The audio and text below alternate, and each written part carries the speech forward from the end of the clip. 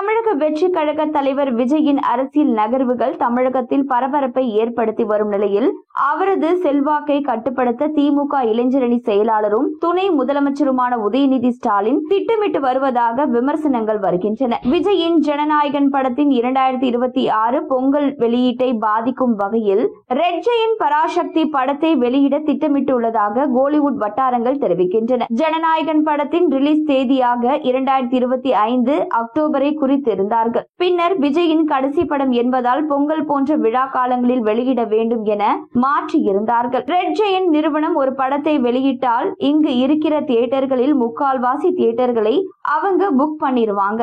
அப்போ விஜயனுடைய ஜனநாயகன் படத்திற்கு போதிய தியேட்டர்கள் கிடைக்காது. திடீரென பராசக்தி படத்தை ஜனவரி 14ஆம் தேதி வெளிவர இருப்பதாக அதிகாரப்பூர்வ அறிவிப்பு வெளியிட்டிருக்கிறார்கள். தற்பொழுது விஜய் பிரச்சார பயணத்தை தொடங்கி இருப்பதால் இதனை அறிவித்துள்ளதாக கூறப்படுகிறது. விஜயை எல்லா வழிகளும் எதிர்க்க முடிவு செய்துள்ளதாகவும் கூறப்படுகிறது. பராசக்தி படத்திற்கு பல தியேட்டர்கள் ஒதுக்க வாய்ப்பிருக்கிறது. இதனால் ஜனநாயகன் படத்திற்கு திரையரங்குகள் கிடைப்பது குறைந்து அதன் வசூல் சாதனை பாதிக்கப்படலாம் என கூறி வருகிறார்கள். ஜனநாயகன் மூலம் 1000 கோடி வசூல் சாதனை விஜய் செய்வார் என பெரும்பாலானோர் நம்பிக்கை வைத்திருக்கின்றனர். அது தற்பொழுது நடக்காது என்று தளபதி ரசிகர்கள் பேசி வருகின்றனர். இருந்தாலும் இரு படங்களுக்கும் இடையே 5 நாட்கள் இடைவெளி உள்ளது. எனவே இரு படங்களுக்கும் மிகப்பெரிய ஓபனிங் கிடைக்கும் என்பதில் எந்த சந்தேகமும் இல்லை. எந்த படம் ரசிகர்களுக்கு பிடித்திருக்கின்றதோ, எந்த படம் சிறப்பாக இருக்கின்றதோ அது கண்டிப்பாக மிகப்பெரிய அளவில் வெற்றியை பெறும்.